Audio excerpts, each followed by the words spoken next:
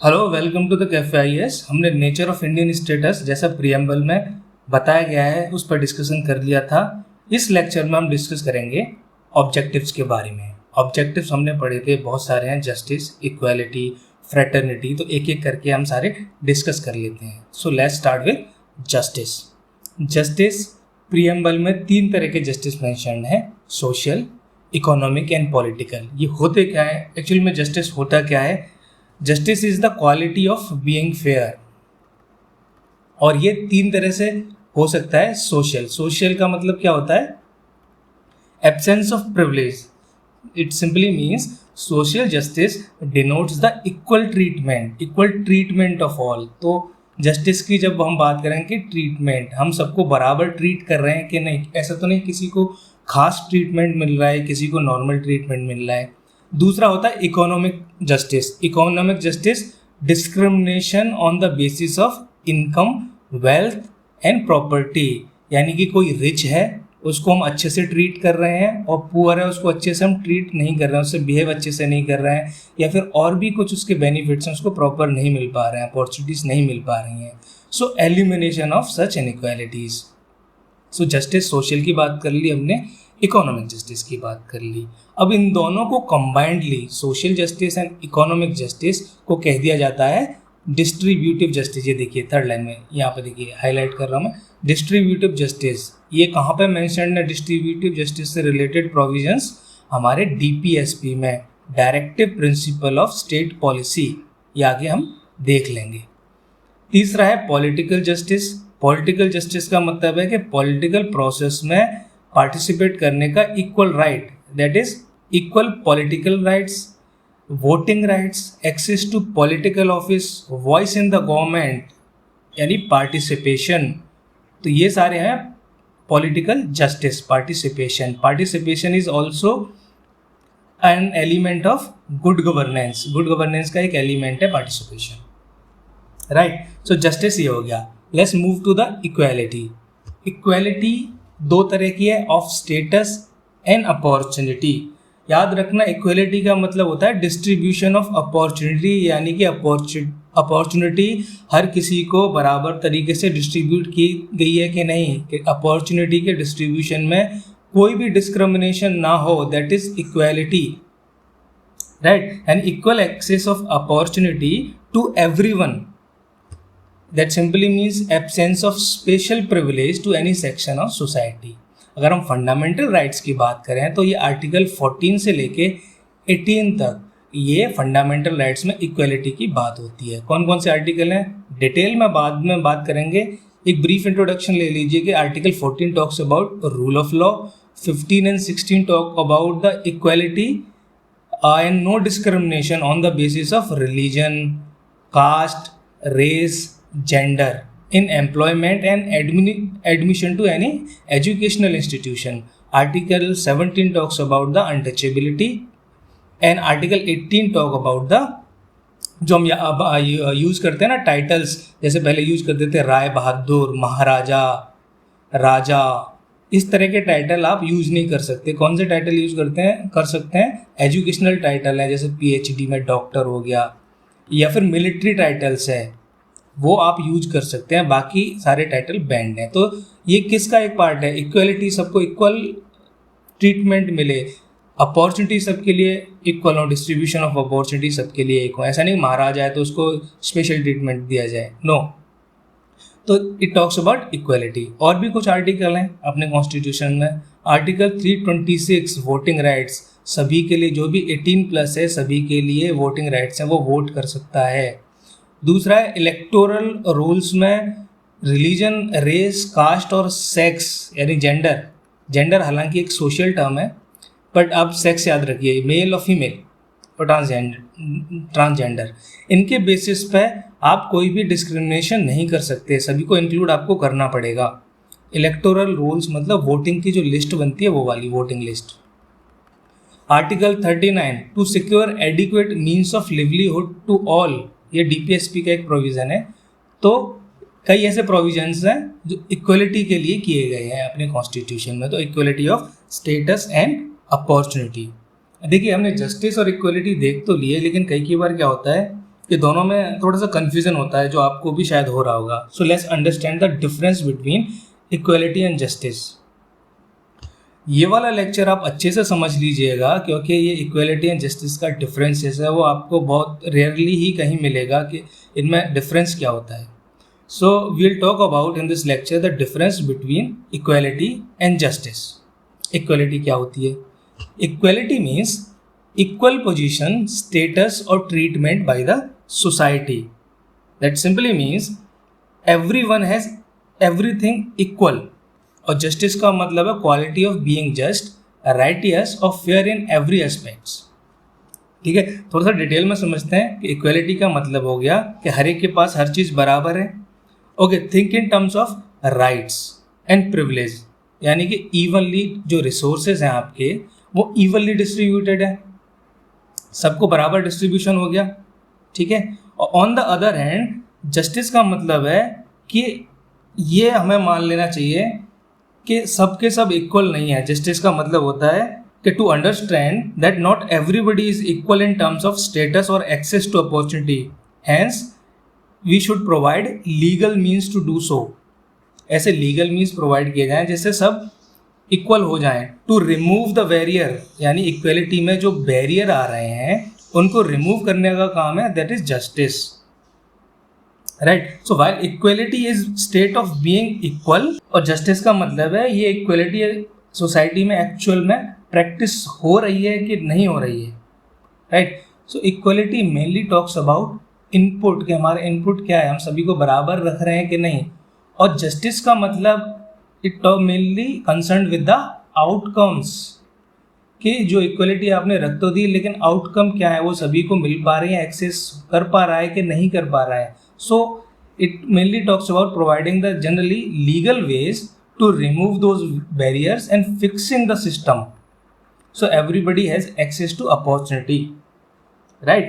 इसको एक एग्जाम्पल से समझते हैं. देखिए ये एग्जाम्पल है, यहाँ पर जो एप्पल ट्री है, these are resources. Let's understand, these are resources जो कि equally distributed है. सबके लिए कोई भी आके इनको ले सकता है, सभी के लिए बराबर बराबर बांट दिए गए. ऐसा नहीं है कि आप जेंडर के बेसिस पे या रेस के बेसिस पे या रिलीजन के बेसिस पे हम आपको ये कहेंगे कि नहीं आप एप्पल नहीं खा सकते. तो दो इंसान हैं, वो भूखे हुए हैं, एक आया उसने एप्पल तोड़ लिया, एक अभी एप्पल ट्री तक नहीं पहुंच पाया, यानी एक्सेस नहीं हो पाया. क्यों नहीं हो पाया? उसके पास लैडर छोटा था. यहाँ पे आप समझ रहे हैं कि हमने इक्वेलिटी तो दे दी, इक्वेलिटी है यहाँ पे क्योंकि रिसोर्स का डिस्ट्रीब्यूशन इवन है, लेकिन एक्सेस में आउटकम डिफरेंट है. बिकॉज किसी के पास रिसोर्स ज़्यादा है, किसी के पास रिसोर्स कम है, वो प्रॉपर एक्सेसिबिलिटी नहीं है. अब जस्टिस क्या होगा? जस्टिस होगा कि ये जो एक्सेस है उसको सबको प्रोवाइड कर दिया, यानी फिक्सिंग द सिस्टम. यहाँ पे हमने सिस्टम को फिक्स कर दिया, लैडर बड़ी कर दी. अब दोनों ही भूखे नहीं रहेंगे, दोनों ही इक्वल एक्सेस है एप्पल ट्री के एप्पल्स के लिए. They can quickly access the apple fruit. Right. So this is justice. एक दूसरा एग्जांपल देख लीजिए. ये देखिए यहाँ पे क्रिकेट का मैच हो रहा है, यहाँ पे प्लेयर्स खेल रहे हैं, कुछ लोग आए हैं इसको देखने के लिए, कुछ बच्चे देखना चाहते हैं. और यहाँ पे लेट्स से यहाँ पे एक बैरियर लगा हुआ है, एक बाड़ है, एक दीवार है इस तरह की, और दीवार के पीछे बच्चे हैं. यहाँ पे पूरा लंबा एक दीवार है ये. ठीक है. यहाँ पे कुछ बच्चे यहाँ पे खड़े हुए देखना चाहते हैं. तो हमने equality of opportunity and status, उनको बराबर रिसोर्स दे दिए. उनको कहा कि आप डब्बे पे खड़ा होकर देख लीजिए. तो हमने उनको एक डब्बा दे दिया, यहाँ पे खड़े हो जाओ, ये डब्बा हमने दे दिया, यहाँ पे खड़े हो जाओ. अब उसमें से देखिए एक इंसान लंबा है, ठीक है, वो आराम से देख सकता है. एक छोटा है, वो यहाँ उसको बराबर रिसोर्स मिल गए लेकिन फिर भी वो इस मैच को नहीं देख पा रहा है. तो इक्वालिटी है यहाँ पे लेकिन जस्टिस नहीं है. तो उसके लिए क्या किया जाएगा? उसके लिए कुछ एडिशनल प्रिविलेज प्रोविजंस कर दिए जाएंगे कि जो भी एक वो था यहाँ पे जो दीवार थी उसको पार देखने के लिए, मैच को देखने के लिए उसको एक बॉक्स की बजाय 2 बॉक्स दे दिए गए, जिससे कि एक लेवल प्लेइंग फील्ड मिल गया उसको, और दूसरा इंसान भी देख पा रहा है. This is called justice. Equality और जस्टिस में बहुत अच्छे से आपको अंतर समझ में आ गया होगा, क्लियर हो गया I hope. So let's move to the other part which is liberty. Liberty का हमारे प्रियम्बल में, कॉन्स्टिट्यूशन में दी गई लिबर्टी किसके लिए? Of thought, expression, belief, faith and worship. That means freedom to do whatever you want, which is freedom to think, freedom to express, freedom to believe anybody or anything, freedom to have faith in any religion or any sect or any god or any supreme being, freedom to worship and to have faith in anything or everyone. तो हम कुछ भी कर सकते हैं. तो it simply means the absence of restraints on the activities of individual. अगर restraint नहीं है किसी individual पे, जो चाहे वो कर सकता है, कोई भी individual, उसको फ्रीडम है, एक लिबर्टी है, तो क्या होगा? ये उसके ग्रोथ एंड डेवलपमेंट को इम्पैक्ट करेगा positively. So it is essential, this liberty is essential for growth and development of an individual. अब इसका मतलब ये नहीं है कि कोई कुछ भी चाहे कर सकता है, भले वो नेशनल सिक्योरिटी के लिए थ्रेट हो, दूसरों के लिए परेशानी हो रहा हो. नहीं, हर कुछ नहीं कर सकते. There are restrictions, they are reasonable restriction or are liberty. इसका मतलब है कि क्वालिफाइड है लिबर्टी. क्वालिफाइड लिबर्टी का मतलब यही होता है कि कुछ भी कर सकते हैं, लेकिन there are some restriction, reasonable restriction. So it is not absolute but qualified liberty. Now talk about the fraternity. Fraternity means sense of brotherhood, feeling of oneness. देखो, India is a country of diversity. Diversity इसमें क्या है? Food अलग है, dress अलग है, language हम बोलते हैं. हर 50 किलोमीटर थोड़ा सा आगे चले जाइए आप, वहाँ पे आपको फूड हैबिट्स अलग मिल जाएंगी, अलग अलग ड्रेसिंग हैबिट्स हैं, डायलेक्ट अलग मिल जाएंगे, रिलीजन अलग है, कास्ट अलग है. तो इतने सारी डाइवर्सिटी हैं. हमारा एक कॉमन थ्रेड क्या है जो हमको बांध के रख रहा है, जो हमको एक फील करा रहा है कि हम एक हैं, हम एक ही नेशन में बिलोंग करते हैं. That is feeling of oneness, feeling of being Indian. तो फ्रेटर्निटी का मतलब है सेंस ऑफ ब्रदरहुड. इसके कौन कौन से एलिमेंट है? जैसे सिंगल सिटीजनशिप, कि भले हम किसी भी स्टेट में किसी भी तरह की डाइवर्सिटी है, लेकिन हमारी कॉमन आइडेंटिटी क्या है? We are Indian, right. Single citizenship है, इंडियन. और भी इसके कंपोनेंट है unity, integrity of the nation and dignity of the individual. यहाँ पर ये याद रखना, जब भी हम यूनिटी की बात करते हैं, we talk about people, unity of people. And when we talk about integrity, we talk about territory, right. So unity of people, integrity of territory reinforces the fraternity feeling of oneness, sense of brotherhood. Now comes to the dignity of individual. इसको थोड़ा और detail में समझते हैं. जो ये phrase है dignity of individual, ये क्या सिग्निफाई करती है? देखिए, कॉन्स्टिट्यूशन हमारा मटेरियल बेटरमेंट की बात करता है और डेमोक्रेटिक सेटअप को मेंटेन रखता है. लेकिन इसके अलावा it also recognise the personality of every individual which is sacred. ये के.एम. मुंशी ने कहा था. ऐसी स्टेटमेंट थोड़ा याद कर लीजिएगा, कभी कभी स्टेट पीसीएस में पूछ लेते हैं, right. So our constitution recognize the personality of every individual. For example, fundamental duty article 15A, fundamental duty is in article 15A. तो इसमें एक fundamental duty है. वो fundamental duty क्या है? उसमें कहा गया है एक ड्यूटी में कि it shall be the duty of every citizen of India to renounce का मतलब है remove, to stop the practice, to reject, to renounce the practices derogatory to the dignity of women. women की dignity के लिए जो practice derogatory हैं उसको renounce करो. तो इसका क्या मतलब हुआ? It constitution recognize the personality of the every individual, in the sense it recognize the dignity of individual, it protects the dignity of individual, right. तो हमने बात कर ली इक्वलिटी, लिबर्टी, फ्रेटर्निटी की. इनमें क्या एक कॉमन थ्रेड है? In understand if what is the connection between these three. ये अलग अलग एग्जिस्ट कर सकती हैं, साथ में इनका होना जरूरी है. उससे पहले हमने देख लिया कि सोशल डेमोक्रेसी क्या होती है. It is a way of life which recognise the liberty, equality and fraternity. Social democracy का मतलब है लिबर्टी, इक्वलिटी और फ्रेटर्निटी, इसके वे ऑफ लाइफ में, अपने वे ऑफ लाइफ में रिकॉग्नाइज करती है। अब सोशल डेमोक्रेसी जिस सोसाइटी में होगी that will form a basis of political democracy. Political democracy आपको पता है वोटिंग राइट्स हैं, एक्सेस टू पॉलिटिकल ऑफिसेज है। तो social democracy forms a base of political democracy. So it is clear these three elements liberty, equality, fraternity are very important for democracy.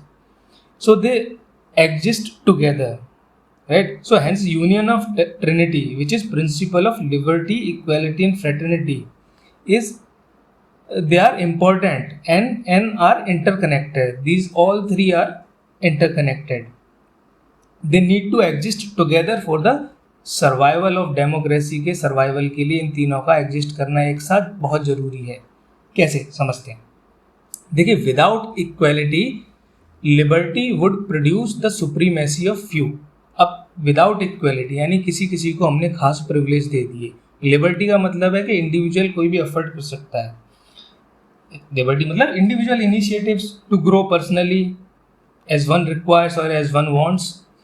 तो किसी के लिए ज़्यादा रिसोर्स अवेलेबल हैं, किसी के लिए नहीं है, तो एक के लिए लिबर्टी वो अच्छे से यूटिलाइज करेगा, दूसरा नहीं कर पाएगा. That means it will produce the supremacy of few over many. तो इक्वलिटी ज़रूरी है.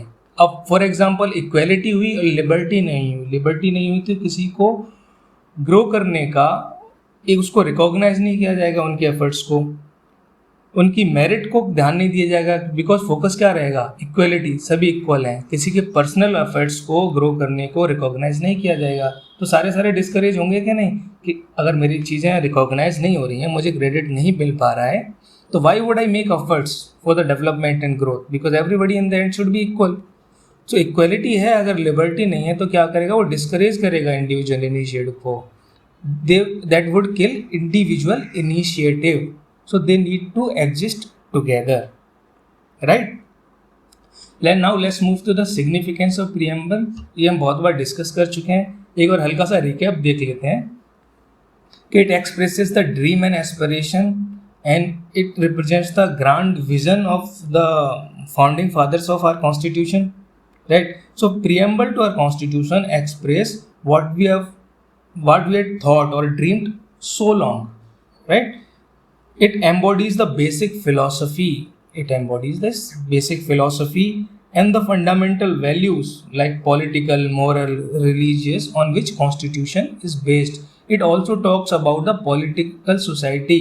जिस तरह की political society का pattern हमें चाहिए. So this preamble is soul of the constitution. ये किसने कहा था? soul of the constitution हमारा preamble है. ये कहा था एम हिदायतुल्लाह ने. एम हिदायतुल्लाह, ठीक है. दूसरा है, एक प्रीएम्बल को हॉरोस्कोप कहा था. Horoscope of our sovereign democratic republic. ये के.एम. मुंशी ने कहा था. ऐसे स्टेटमेंट याद कर लीजिए, स्टेट पीसीएस में काम आते हैं कि horoscope of our sovereign democratic republic. ये प्रीएम्बल को कहा था के.एम. मुंशी ने. Again we know that it's a guide in interpreting constitution. जहाँ भी कन्फ्यूज़न आ रहा है तो बेसिक वैल्यू जो इंटेंशन था फाउंडिंग फादर का, उसके बारे में एक आइडिया लिया जा सकता है प्रीएम्बल से. So it helps in guiding, right. So it interprets the true spirit of the constitution. It also helps in determine the constitutional validity of executive action and legislative action, that is acts and laws, right? So we know the significance of the preamble. Now let's move the evolution of preamble. इसमें हम evolution में बात करेंगे amendability और is it a part of the constitution or not, ठीक है.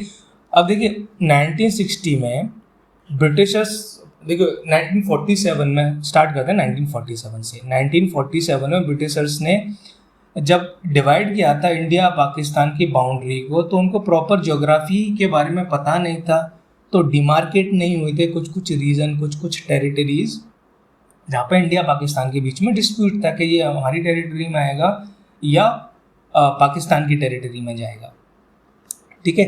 तो ऐसा ही एक थाना था बंगाल में, बैरूबारी, ये टेरिटरी का नाम था बैरूबारी।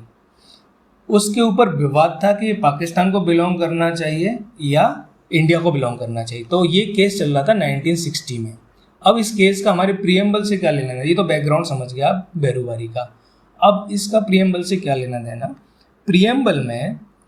प्रियम्बल से रिलेटेड सुप्रीम कोर्ट ने बैरूबारी यूनियन के केस में क्लियरली कहा था कि प्रियम्बल को अमेंड नहीं किया जा सकता। क्यों नहीं किया जा सकता? क्योंकि प्रियम्बल कॉन्स्टिट्यूशन का पार्ट नहीं है। भले ही वो गाइड कर रहा हो, ठीक है, उसमें बेसिक फंडामेंटल वैल्यूज हों, इंटरप्रेट करने में हेल्प कर रहा है, that is okay, but preamble सबसे एंड में इंसर्ट हुआ था, so it is not a part of constitution, so it can not be amended. ये बैरूबारी यूनियन में केस में कहा गया था सुप्रीम कोर्ट में। लेकिन केशवानंद भारती केस जो 1973 में आया था, एससी ने अपने पुराने डिसीजन को ओवर रूल कर दिया, गलत ठहरा दिया। उसमें कहा गया कि प्रियम्बल इंटीग्रल पार्ट है कॉन्स्टिट्यूशन का, so it can be amended, यानी जो भी कॉन्स्टिट्यूशन का पार्ट होता है वो अमेंड किया जा सकता है, और प्रियम्बल कॉन्स्टिट्यूशन का पार्ट है इसको, इसलिए इसको भी अमेंड हम कर सकते हैं। लेकिन इसमें लिमिटेशन है, क्या थी? बेसिक स्ट्रक्चर की। ये डॉक्ट्राइन हम आगे पढ़ेंगे, लेकिन बेसिक स्ट्रक्चर में वो ऐसी वैल्यूज़, ऐसे फंडामेंटल प्रिंसिपल्स हैं जिनको आप अमेंड नहीं कर सकते, जो कॉन्स्टिट्यूशन का बेसिस हैं, जो एक तरह से नींव है, फाउंडेशन है कॉन्स्टिट्यूशन की। So these can not be amended. अगर ऐसे कुछ वैल्यूज़ हैं उनको आप अमेंड नहीं कर सकते, बाकी और सारी चीज़ों को आप अमेंड कर सकते हैं, राइट। LIC केस में भी ये कहा गया था 1995 में, ये फिर से असर्ट कर दिया सुप्रीम कोर्ट ने कि preamble is an integral part of the constitution, right. So now you can clearly understand that preamble is considered a part of constitution which can be amended. Limitation is basic structure. तो यहाँ पे बस दो चीज़ों को आप ध्यान रखिए नीचे वाले दो स्टेटमेंट का, कि प्रियम्बल लेजिस्लेचर को कोई अथॉरिटी नहीं देता, सोर्स ऑफ पावर नहीं है कि मैं प्रियम्बल को से ये समझूं कि मेरे पास एक पावर है, कॉन्स्टिट्यूशन ने मुझे प्रियम्बल के फॉर्म में एक पावर दी है कि मैं कोई भी लॉ या फिर एक्ट फ्रेम कर सकता हूँ। ऐसी कोई लेजिस्लेचर को ये पावर नहीं देता, it's not a source of power. और ये ना ही प्रोहिबिट करता है लेजिस्लेचर को किसी भी प्रकार से कि यानी कि लेजिस्लेचर कोई भी एक्ट बना सकते हैं, लेकिन सोर्स ऑफ पावर प्रियम्बल नहीं होगा। और साथ में प्रियम्बल इनके कोई भी एक्ट बनाने के प्रोसेस को प्रोहिबिट नहीं करेगा। So preamble is neither a source nor a prohibition upon the powers of legislature. दूसरा, नॉन जस्टिसिएबल, यानी नॉन जस्टिसिएबल का मतलब होता है कि जो भी इसके प्रोविजंस हैं, वैल्यूज़ हैं, they are not enforceable in the court of law. For example, fundamental rights हैं आपके जो हैं, वो वायलेट करता है कोई, आप सीधे सीधे कोर्ट पहुंच जाते हैं। कोर्ट में पहुंच के आप क्या कहते हैं कि ये मेरे फंडामेंटल राइट्स हैं, वायलेट हुए हैं, प्लीज़ एनफोर्स देम, उनको वापस से लागू करवाइए, तो कोर्ट एक्शन लेगा। लेकिन ऐसा प्रियम्बल के साथ नहीं है। Preamble is non justiciable, provisions are not enforceable in the courts of law.